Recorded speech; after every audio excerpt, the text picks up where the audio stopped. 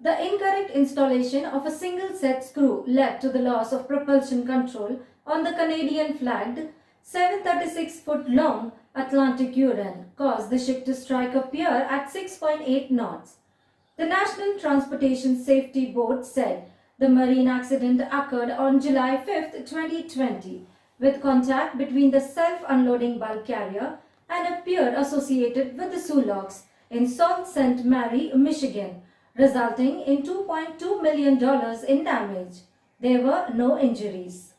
We are discussing a rather a unique accident on a vessel called Atlantic Huron, which was a 36-year-old self-unloading bulk carrier of the Canadian Steamship Limited, a Canadian flag vessel, okay, specially built for the Great Lakes operation, a little odd kind of a ship. Okay.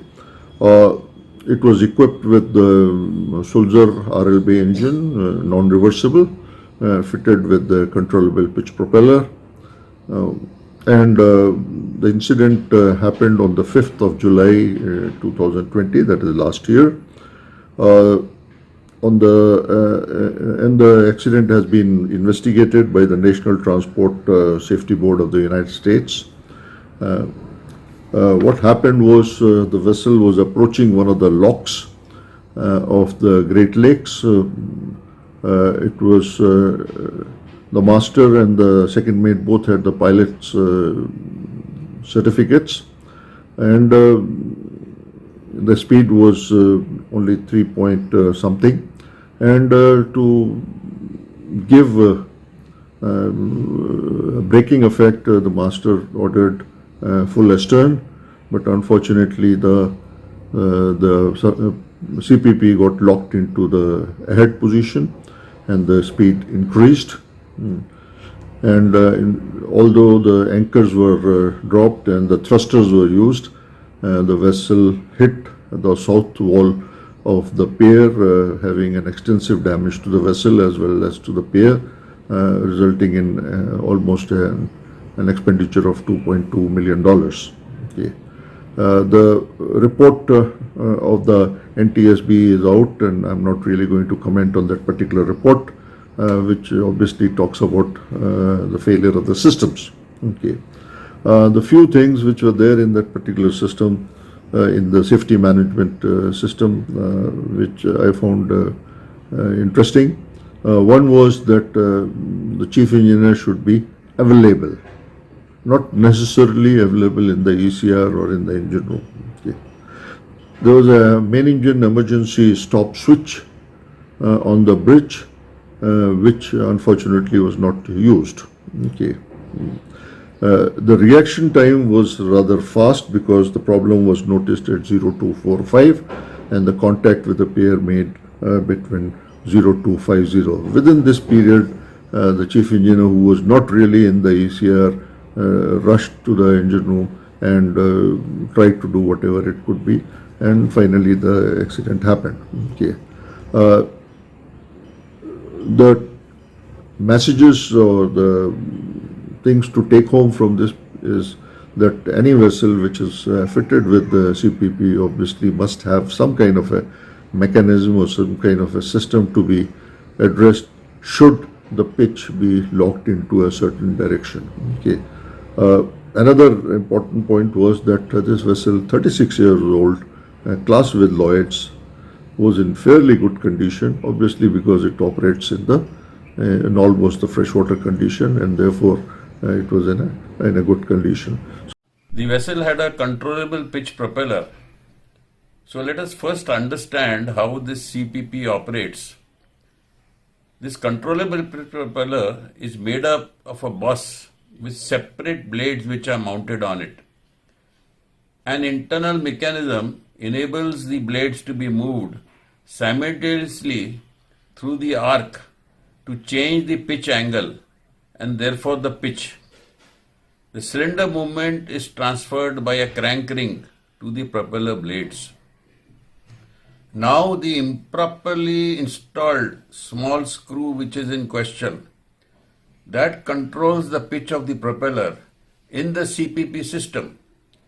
So if there is a great load on the CPP blades, it can result in a high pressure in the actuating system, response delays, and possibly the control system problems, and therefore can upset the set screw if it is improperly installed, ultimately leading to mechanical failure. Now the ship was moving forward with increasing speed instead of slowing down or moving astern while still indicating an astern pitch on the bridge.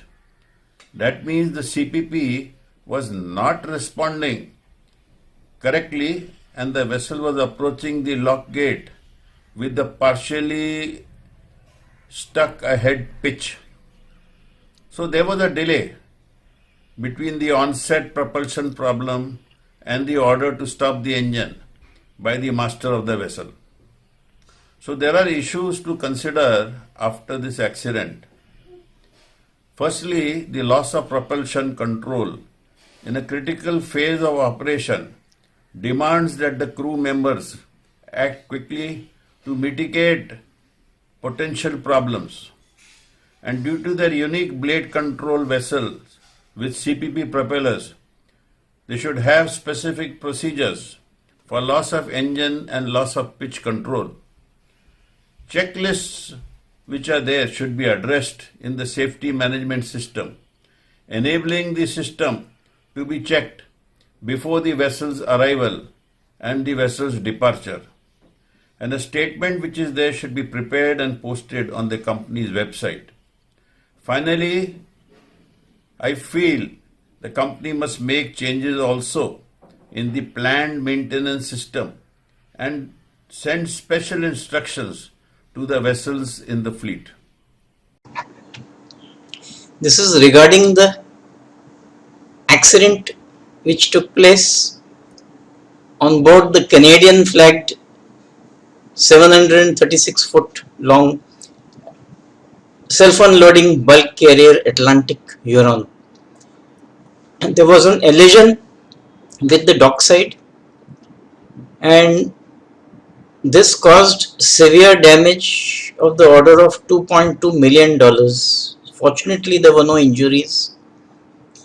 Now, going by the account in the official National Transportation Safety Board's MAB or Marine Accident Brief, one thing is quite clear: it was a technical defect which caused this problem in the controllable pitch propellers mechanism. It showed as if the pitch had shifted to reverse after the order had been given, although the pitch in fact remained on full ahead. There was some problem earlier with this particular equipment, and in fact the vessel had a condition of class by Lloyd's, but this problem had been rectified, rather not this problem, a similar problem had been rectified on the same machinery, and the condition of class had been cancelled. So technically it was okay. When this pitch was set to astern and vessel was not responding, the master could clearly see that the vessel is still moving ahead and the speed is increasing. At this time, no doubt he was trying to contact the chief engineer, but he should have taken the decision to operate the main engine's emergency stop. There was in fact an emergency stop push button on the bridge. There always is on every ship, as well as in the ECR. Now the engineers, chief engineer as well as the duty engineer, they had gone to the inspect the problem, but as it happens in such cases, there is not enough time to assess properly. There is not enough time to find out what is the fault, much less to rectify it at that instant.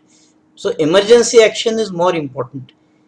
They could have also either operated the emergency stop for the engine, or they could have called up the bridge and advised them to do so when it was quite clear that the vessel was not responding. So I don't think there should be unnecessary increase in rules and regulations, because that will not much make a difference in this case. What is more important is the what is called as a situational awareness. The people on board must not hesitate to take action what they deem fit. No doubt the master released the anchors, that was correct. But because the main engine was not stopped and the vessel was picking up speed, this made the situation even worse than it could have been.